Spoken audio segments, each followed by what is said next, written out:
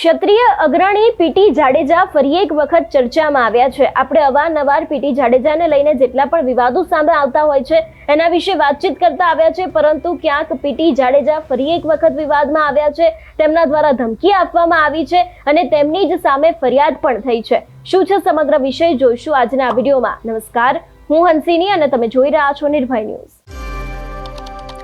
ક્ષત્રિય આંદોલન વખતથી પીટી જાડેજા સખત ચર્ચામાં રહ્યા છે, પરંતુ ક્યાંક અત્યારે હાલ પીટી જાડેજા ફરી એક વખત વિવાદમાં આવ્યા છે।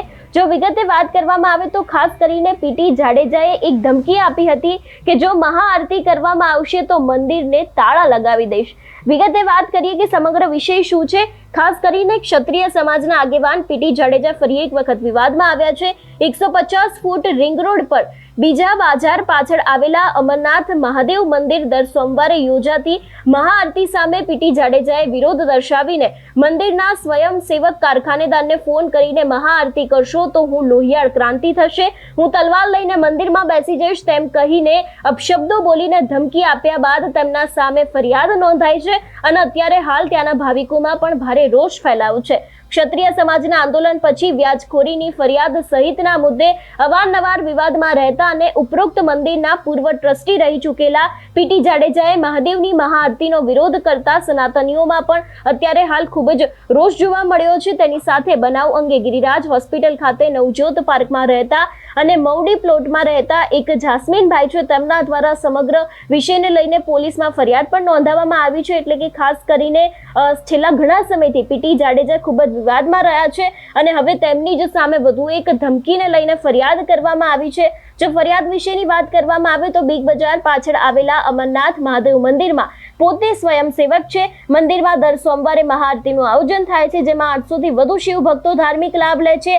સાઈનગર સોસાયટીમાં રહેતા પ્રવીણસિંહ ટપુભા ઉર્ફે એટલે કે પીટી જાડેજા પણ મંદિરના અગાઉ ટ્રસ્ટી પદે રહી ચૂકેલા છે। ગત 21 જૂનના રોજ સોસાયટી દ્વારા અમરનાથ મહાદેવ મંદિરમાં મહાઆરતીનું આયોજન કર્યું હોવાથી મંદિરના પ્રવેશ દ્વારની બાજુમાં અમરનાથ ગ્રુપ આયોજિત મહાઆરતીનું લખેલું એક બોર્ડ અથવા તો બેનર મારવામાં આવ્યું હતું। તેને એક દિવસ પહેલા 20 જૂનની સાંજે 6 વાગે ફરિયાદીને ફોન કરીને મંદિરમાં આરતી નહીં કરવા માટે ધમકી આપીને 45 મિનિટ સુધી બેફામ અપશબ્દો અને વાણી વિલાસ કર્યો હતો।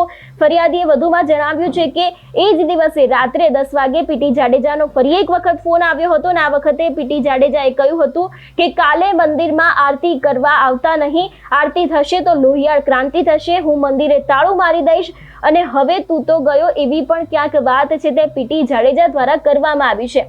એટલે છેલ્લા ઘણા સમયથી પીટી જાડેજા છે તે ચર્ચામાં રહી ચૂકેલા છે।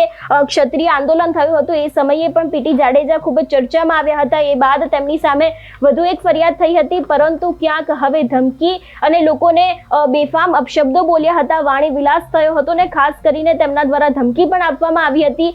એ જ વાતને લઈને પીટી જાડેજા અત્યારે હાલ ફરી એક વખત વિવાદમાં આવ્યા છે। એટલે ખાસ કરીને હવે જોવાનું રહેશે કે શું ખરેખર તેમના વિરુદ્ધ આજે ફરિયાદ કરવામાં આવી છે, એની જ સામે કોઈ કાયદેસરના પગલાં ભરવામાં આવશે કે કેમ। તમારું શું માનવું છે આ વિષયને લઈને અમને કમેન્ટ કરીને ચોક્કસથી જણાવજો। તેની સાથે અમારી ચેનલ નિર્ભય ન્યૂઝને લાઇક, શેર અને સબસ્ક્રાઇબ કરવાનું ભૂલશો નહીં। નમસ્કાર।